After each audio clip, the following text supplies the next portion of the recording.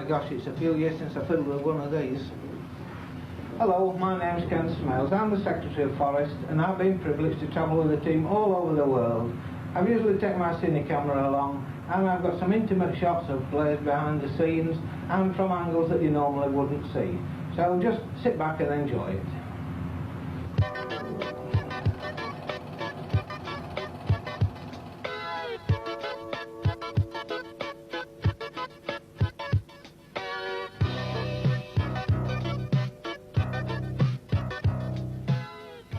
This was our first overseas trip with Brian Clough to Doha, Qatar, where Frank Wignall was national coach and head waiter at the Gulf Hotel.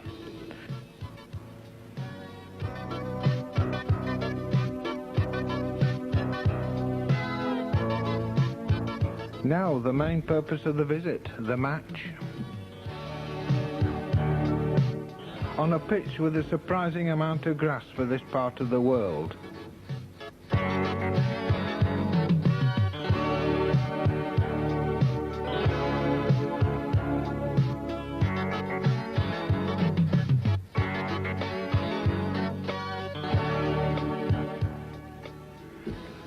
Some unusual spectators. You may be able to recall some old familiar faces, but Brian seems far from happy, as usual.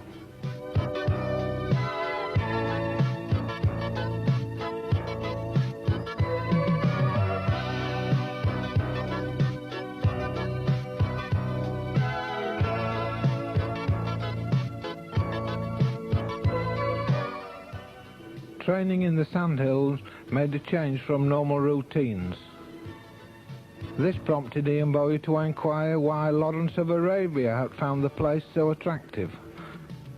Not everyone was a member of the playing staff.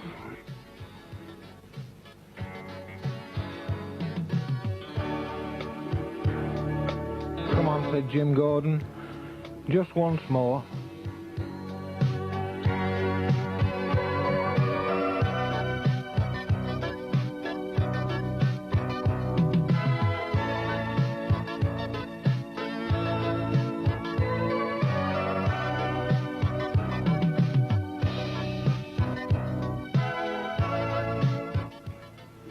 Kenny Burns easing the plane down into Vancouver for the first stop on a trip to North and South America. Sea Festival week in Vancouver and a big crowd at the Empire Stadium.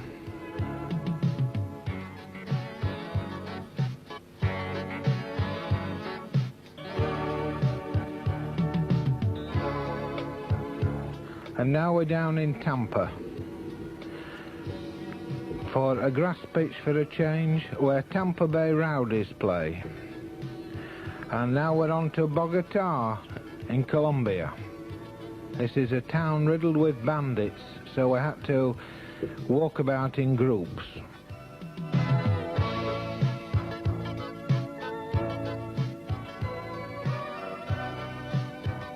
This is the National Stadium in Bogota. Our trip to Ecuador was cancelled, so we flew straight back to Toronto to play the Blizzard. The Blizzard Stadium, of course, is a composite one that houses baseball and the American gridiron game.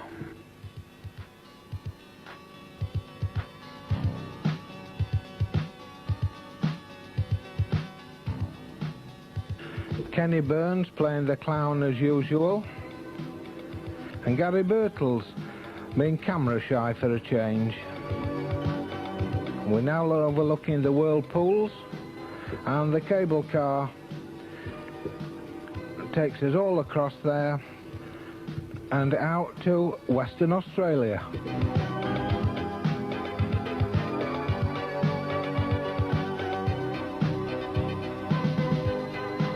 The first match was in the velodrome, with a 45-degree banking round the pitch, which made life rather difficult. A big crowd of expatriates came to see Forest play, no doubt to revive old memories. That sure was an old memory. The first goal conceded on the tour An indirect free kick goes in. And now we're in Melbourne, at the cricket ground which holds 100,000 people. We played Manchester United there, and the 20,000 spectators seem lost in that vast stadium.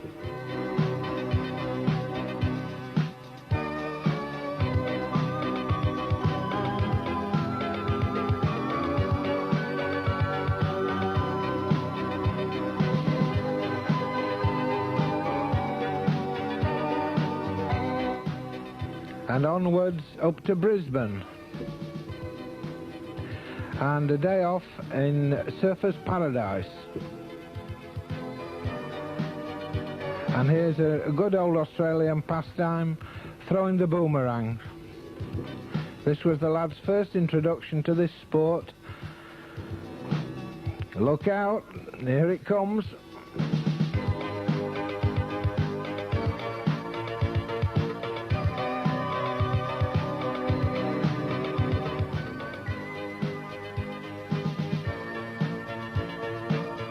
Gary Birtles, as usual, short of readies.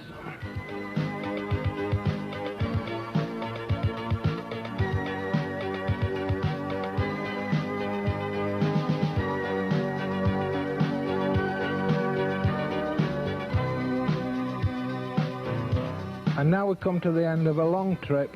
The lads will be glad to get back home.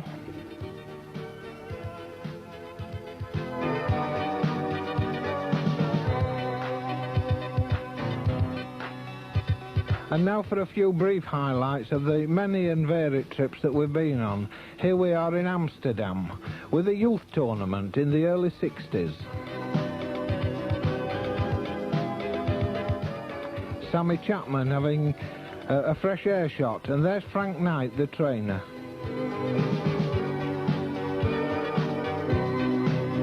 Here we are in Zambia with a youth tournament.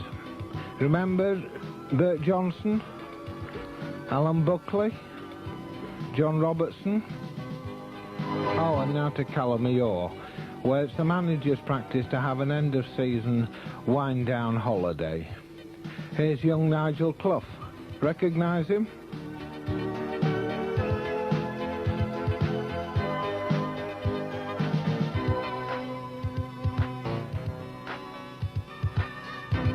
Oh, here's a pre-match look at the Olympic Stadium in Munich. It was rather fuller than that when the match was played. Just breathing the atmosphere of the place, a bit like Otsel Stadium at Bradford.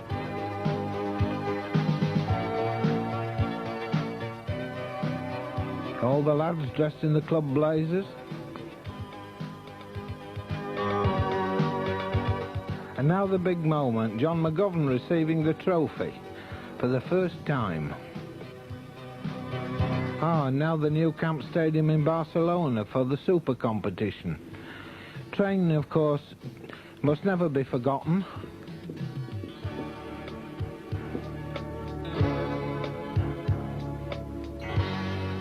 And this trophy also came back to Forest, although we were to concede it the following year in Valencia. Still in Spain, of course, this is Madrid for the European Cup final for the second time. John McGovern's fingerprints are still on it from last year.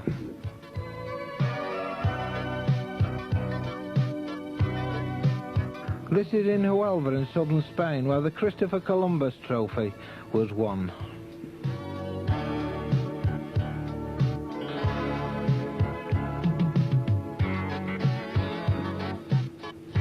Back to the Middle East. We seem to be regulars in that part of the world. Not so much grass in that goalmouth. Geoffrey McPherson mingling with his hosts.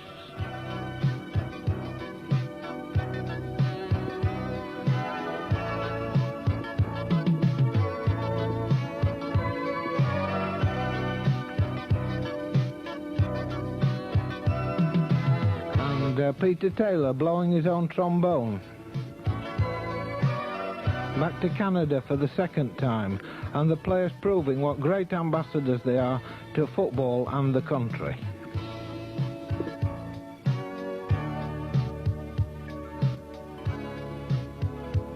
I hope you've enjoyed this rather quick trip down memory lane with me.